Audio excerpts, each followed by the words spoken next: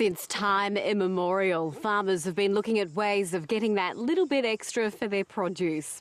But only recently has new technology allowed producers to sell direct to consumers who may live many kilometres away. Around the country, a handful of farmers and growers are cutting out the middleman and marketing to their customers via the internet. Prue Adams caught up with a couple of these online farmers.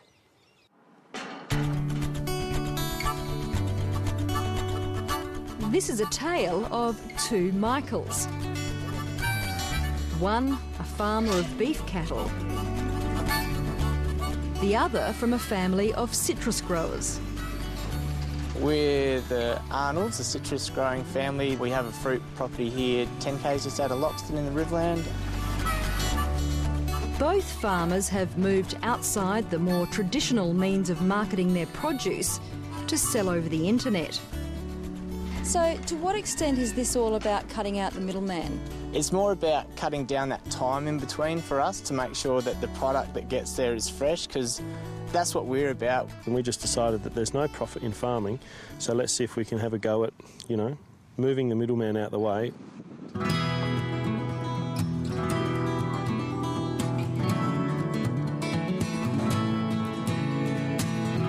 The lush post-winter slopes of the Fleurieu Peninsula are home to the Murray Greys and Angus cattle of Wychwood meat.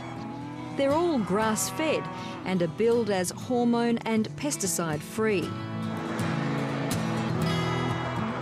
An hour and a half south of Adelaide, there is weekender traffic past the front gate, and some of the drivers turn into customers.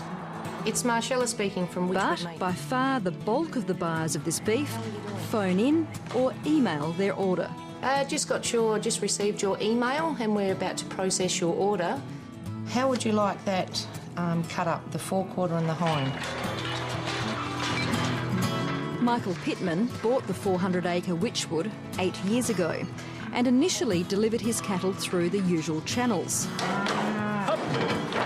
On the side, he'd make a little extra cash. We were selling sides of beef to friends, family, customers, and we would have to take them to a butcher or a processing facility to get them cut up the way the customer wanted.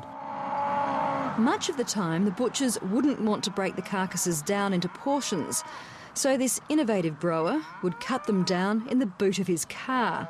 And one day I was there at a processing facility splitting someone's side of beef into two in their boot, and I thought, this has got no future, so we decided that we better build a boning room and do our own thing. The boning room now sits on the farm, within metres of the cattle it processes. There are two butchers employed here. They're kept more than busy, slicing up 7 or more beef bodies each week. They make sausages the old-fashioned way, with real onions and apple.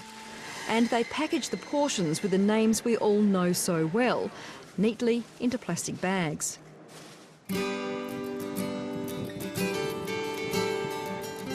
Every day, a refrigerated courier van winds its way up the driveway to collect the boxes that will then be delivered to customers, mostly in Adelaide, but as far afield as Victoria. It's much more enjoyable because you're totally in control of your destiny. You get up in the morning and you know that you're going to work for yourself. You're not working for a supermarket, you're not working, well, the only person we all work for is the bank, but you can't get past that. Hi, how you going? How are you? Good. Come to Sure, that'd be great. Thank you. A farmer usually doesn't have any customers. He normally just deals with a stock agent, puts the animals on the truck and gets his check. Thanks very much. You're very welcome. Bye. See you later. So there is a lot more work in evaluating your product, and a lot of information needs to be sought to do it, but I think it's a far better way to go. A yummy roast first. It is definitely a bit more work because you have to pack your fruit and market it and move it yourself. So there's a bit more for us to do, but I think it's just very rewarding at the end of the day. The citrus season is drawing to a close. Michael Arnold and his brother Tim are picking some of the last of the mandarins.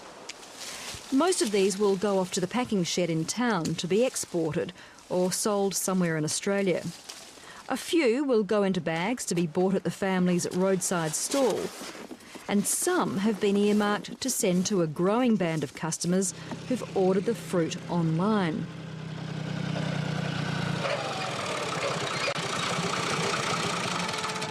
Every day, Tim Arnold checks for orders. Each Monday, the rest of the family take to the converted garage to pack their produce. That'll be it, that's 10 kilos.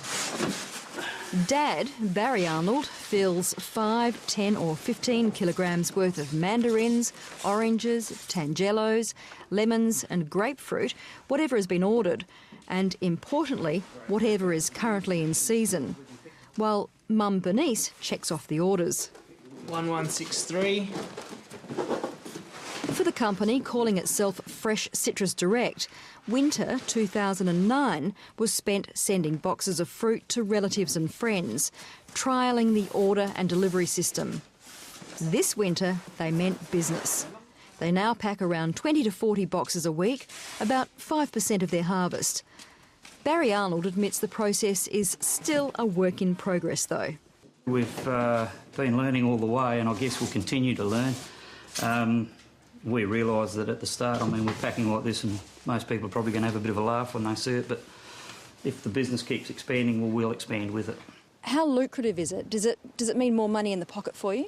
To some extent it does, but by cutting out the middleman, you cut out those guys that do a little job in between, like your packing, your sorting, your transport and all that. So all those little middlemen that do get paid a little bit, they all do a job, and you've got to realise that if you're going to try and market direct, you have to do that job. So you might make a tiny bit at the end, but you do a fair bit more work for your dollar. The key here is freshness. The Arnolds had become increasingly frustrated that the fruit they spent time and money bringing to peak condition mightn't be consumed for weeks. This way, their citrus is on the road the day after it's picked, being sent to homes in South Australia, Victoria and New South Wales via Australia Post. Within a couple of days, consumers can be tucking into a box of citrus. Come on, Mum, it's here. Oh, great, guys, thanks. Every few weeks, Stephanie Falcinella's family gets another box of fresh fruit. Oh, they love it. They really, when the fruit comes, it's just straight into them, and we'll just eat tangelos and mandarins for a good week and a half and are quite disappointed when there's nothing left in the box. They started ordering online a few months ago. The first box took a while to arrive, but the service has improved and the fruit is reasonably priced and fresher than anything they can buy in the supermarket. You might think that the eBay, Facebook and texting generations are awash with such stories of growers and producers selling directly via the internet. It's not the case. There are very few farmers in Australia who have taken up the challenge. And both these growers say it's not for everyone. It was scary at first, I think, like all these people wanted to get in touch with you about the product and stuff like that, and but the feedback they've given us has been excellent. From a farmer who might only employ his son or a couple of other people, then to turn into employing people in an area where he knows nothing about, it's very scary. So a lot of homework has to be done, and I think that's why it just falls into the too hard basket. Getting the supply and demand right is one of the biggest challenges. Michael Pittman says while his butchers are now processing 7 to 12 bodies of beef a week, the aim is to get to around 20. 4 or 5 bodies a week might pay the wages and the electricity bill, but it's the ones after that that make it profitable. So you've got to chase for those last ones to actually make it work. This long-term beef producer only markets purebred Murray Greys and Angus. Even though they're smaller, he says they're better eating than the crossbreeds. He slaughters at around 400 kilograms, giving a dressed weight carcass of around 250 kilos. And what he's finding is he doesn't have quite enough of his own cattle to meet the burgeoning list of orders. So there is a strange twist in this tale. From cutting out the middleman, Michael Pittman has become the middleman, buying from other cattle and sheep farmers who grow to his standards. we have become a middleman, but we try very hard to do the right thing by the farmer so that we're not, again, becoming as nasty as the people he's been dealing with. Since being contacted by landline, both these farmers have decided to get together and share their knowledge and experiences. Michael Pittman has even started buying oranges through Fresh Citrus Direct. If the response of customers like Stephanie Falcinella are anything to go by, then they could both have hit on something that will play a bigger role in farming in the future. I like the idea of supporting local business and helping out the farmers, because I think they do a really good job, and it's local business supporting local business.